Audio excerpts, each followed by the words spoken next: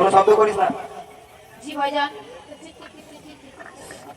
সংকল্প কবিতা কাজী নজরুল ইসলাম।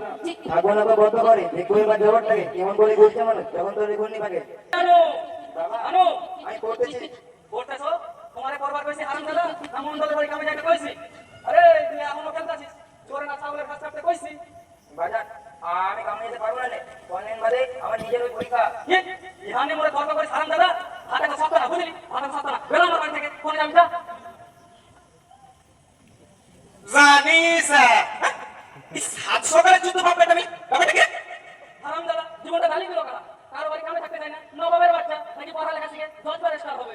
জানিস আরে অনেকটা বুঝায় না গরিব মানুষ সব বল লেখাপড়া কি হবে? এই যে তোর বই আমি আগুন দিয়ে পুড়িয়ে দিই। দেখি তারপর তুই কি করিস? যাতেছি আমি যাতেছি আমি কামে যেতেছি। জানিস পাগল বড় ডাকেছি আমি যদি ঘরে দিই বিরিয়ানি খা। তাই তো কাহার তা তো ভাবি নে। তার বাবাকে কিডা রে কোরমিয়া রে এটা আমারই মিয়া এবার 3 ক্লাসে পড়ে। জানিস ও তিন ক্লাস উঠে পড়েছে। হ্যাঁ কাহা জানি তো বিয়ের বয়সটা হওয়া বাড়ি গেছে। লজ্জা পাচ্ছে আর শোন আমার হাতে ভালো একটা সাউন্ড বিদেশে থাকে বিয়ে করে আবার বিদেশে চলে যাবে। না গো মুন্সি কাহা আমার মিয়া কেবল ছোট মানুষ ওর এখনো বিয়ার বয়স হয় নাই। আরে এখন তো শুধু তিনটা কথাই কোয়া লাগবে বিয়ের আসল অনুষ্ঠান 5-7 বছর পর। তাহলে দেখো তোমরা আবার মুরব্বী মানুষ এখন জানিস বলে অনুমতি ঢিলা তাহলে কাহা ওই ভিতর বাড়ি জায়গা দুটো পান পাতা খাইবা নাকি? আরে এখন আর কম পাকার কাম পারছি নি পাগল। তাহলে ওটা ঘুরবে মুড়ি মারা দিবনি চলো যাই। চলো চলো ইয়ারো আট ভাড়া কি হইল? তা হয় নাই মানে ছোট ছোট 3 টাকা সে ঘুরি ফাইতে যদি সারাদিন শেষ হয়ে যায় তাহলে ছাগল গরু কাজ ছাড়বি কম। সত্যতা আর পুরানটা খুব ভারী। আমার খুব কষ্ট হয় দাদা। দেখেন আমার তো কষ্ট করে গেছে দেখেন। এ কথা তোর বানি বাসায় ঘর বেয়া করে কয় হাত টাকা কম নাই। আপলে আপা তুই কি বাজারে যাচ্ছিস? হবা মাসি আসি আচ্ছা বাবা আর দুইটা আপেল।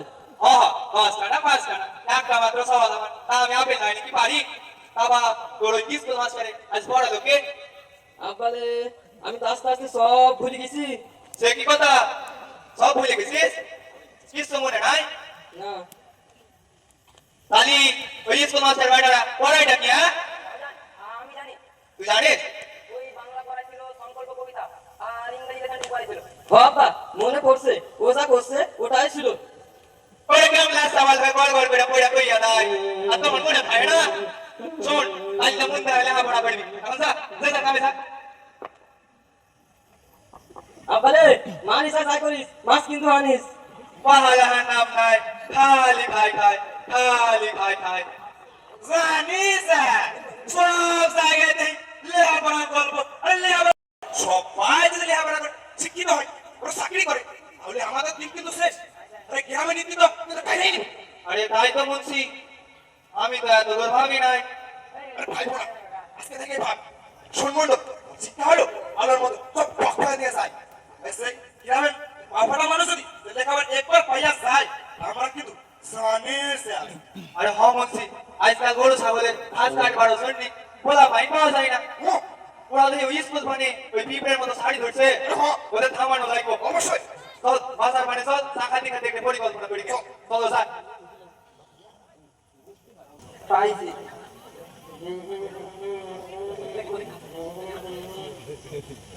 দাদা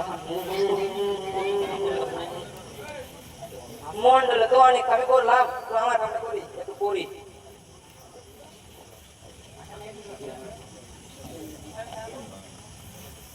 I remember another funny incident about Bhola Grandpa related by my father. It had been a rainy afternoon. Bhola Grandpa, while with explained, told তুমি দিও ভালো আমার ঘরের বাতি ভাইয়া আমি অন্ধকারে অন্ধকারে যাব মরিয়া। কিসের আওয়াজ আছে? মাঠের মধ্যে পড়ে কিনা যাই তো শিখাই দেখি সিনেমানি। হ্যালো ভাই হ্যালো ভাই হ্যালো কাম ভাই পারো যা জানেন না তা বলবার জান কেন? হবে ছাবড়া, আমারে জ্ঞান দিবি না। আমি জ্ঞান দিস, রাগা গেলে কিন্তু তোর অবস্থা ছাকা ফাঁকা করে দিব না। পারে ইংরেজি ভুল করবেন আর রাগ করবেন। হবে তুই তো সাহস দেখবার লোকছি, এই জ্ঞান দিস ধরা করস। যারা এই জ্ঞান দিসের নাম শুনে তাদের রাতের ঘুম হারাম হয়ে যায়।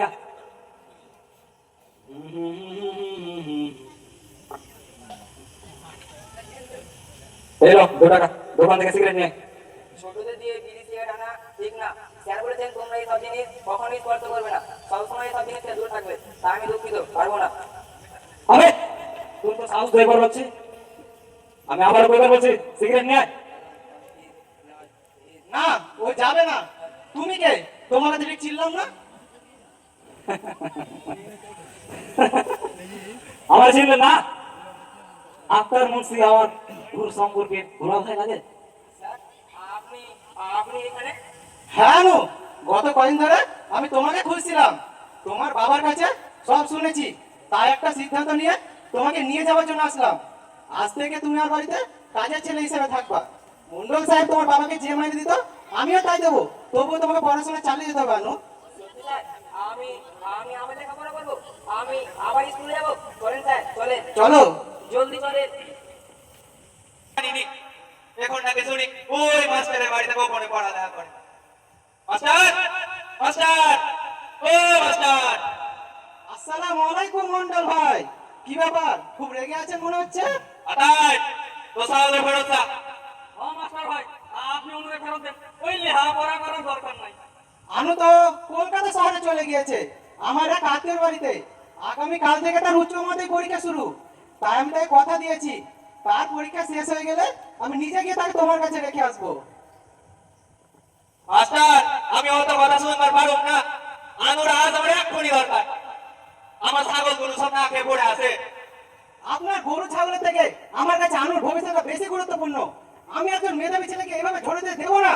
তাছাড়া ও যদি বাংলার মধ্যে প্রথম হয় তাহলে স্কুলে সুনাম হবে, গ্রামে সুনাম হবে এবং সরকার থেকে একটা প্রতি মাসে টাকা পাবে, যা দিয়ে তার পরিবারটা বাঁচবে। মাস্টার, তুমি ফোন দিবি কি ছাড়ো? ওই সরকারে তো কয়টা আছে, আর সেই টাকা রাখায় আমার ভালো মতো জানা আছে। আটাই তুই ওই টাকা পয়সা লোভ করিস না। তুই তার তো সাহসে ফেরত দা, মানে তুই আমার টাকা ফেরত দে। ও মাস্টার ভাই, আপনার দোহাই লাগে, আপনি অনুরে ফেরত দেন। ওই গরিব মানুষের সাওয়াল বিয়াল দিয়ে লেখাপড়া স্বপ্ন দেখে লাভ নাই। সোজা কথা, তো সাহস ফেরত না দিলে চল পুলিশ ক্যাম্পে চল। সাহস তো ওর, আজকে তোমার একজনের, চল পুলিশ ক্যাম্পে চল। আমি আইনের আশ্রয় নিতে বাধ্য হবো। প্রতিটি শিশু শিক্ষা গ্রহণের অধিকার আছে, আর আপনি সেই অধিকার থেকে আনুকে বঞ্চিত করছেন, শিশু সময় বাধ্য করছেন। এটি একটা আইন দণ্ডনীয় অপরাধ। মাস্টার, শেষ পর্যন্ত তুমি আইনে ডটা খাইলে। ঠিক আছে, দেখে নিব। তোমার সাথে আমার বাজি রইলো, এই বাজিটা কে জিতে, তুমি না আমি। চল ভাই, চল। আমিও চ্যালেঞ্জ গ্রহণ করলাম, সময় হলে বোঝা যাবে কে জেতে আর কে হারে। এটা দেবো গোপনে, সত্যি না কথা। আরে কি রাবের মানুষ বাঁচাবে, সরকার বেটা বাঁচাবে। আমি তো 3টা কথা কইব, কবুল কবুল কবুল কইয়া বিনা যাইব গা। পাঁচটা বছর পরে ওরে ঘরে লইয়া যাবো, বুঝছে? আরে না মানে ওর মাটাও বাড়িতে নাই, আসুক তারপর না হয়। জানি স্যার, এই সুবর্ণ সুলে হাতের পয়সা নাই, তোর টাকা পয়সা না থাই আর সুদে বানিয়ে রাখছে। আরে আমি থাকতে কিসের অসুবিধা?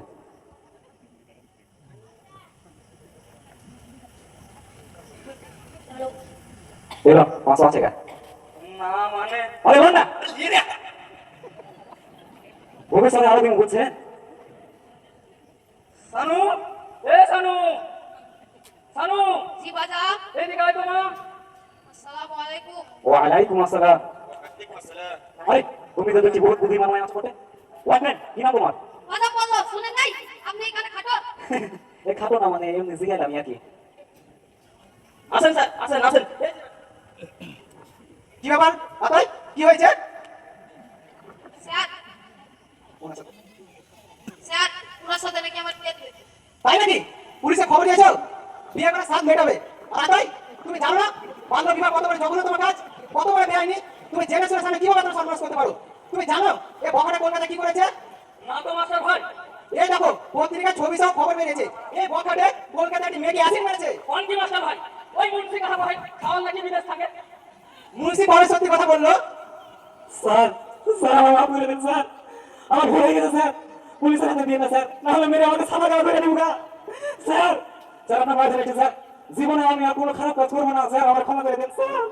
এটা আদালতে কে বলবা? স্যার আমার মাফ করে দিন চলো। স্যার। স্যার, আমার মাফ করে দিন স্যার, স্যার আমার মাফ-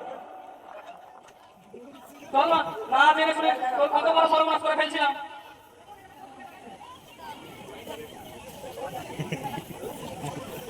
জানি এই গ্রামের স্কুলের জন্য এটা তো একটা বিরাট সুখবর।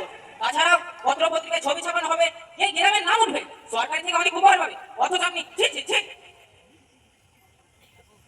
সত্যি সত্যি বলতে দেখা আমার আমার রাজ্যের মধ্যে ফাঁস হয়েছে। হ্যাঁ এই দেখেন রেজাল্ট লিখছিস।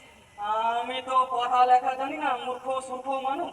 আনু? আপনি একটু বলে শোনান। আনু তুই পেরেছো? আনু তোমাকে শান্ত করতে পেরেছো? পারছি স্যার, আমি পারছি। দাঁড়ান, আপনার সাথে ভালো হবে, দাঁড়ান আমি আপনার একটা ছবি তুলছি। আপালে আর ফটো তুলবি না? আমার তুলবো তাহলে ছাড়বি না, ছবিটা চামড়া তুলবো।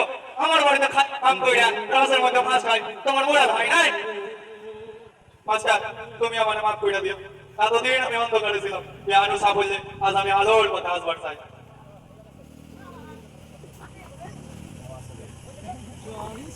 আমার আমার সঙ্গে নিবি না বন্ধু, আমি চিরকাল অন্ধকার থেকে যাবো। আচ্ছা বলছি, আচ্ছা এ দেখো এ ছোট এই গ্রামের জন্য কত বড় বড় সুনাম কইরা আনি। আই ভাইয়া তুই আমার বুকে, তুই এই গ্রামের গর্ব, তুই রাস্তায় গর্ব, তুই এই দেশের গর্ব।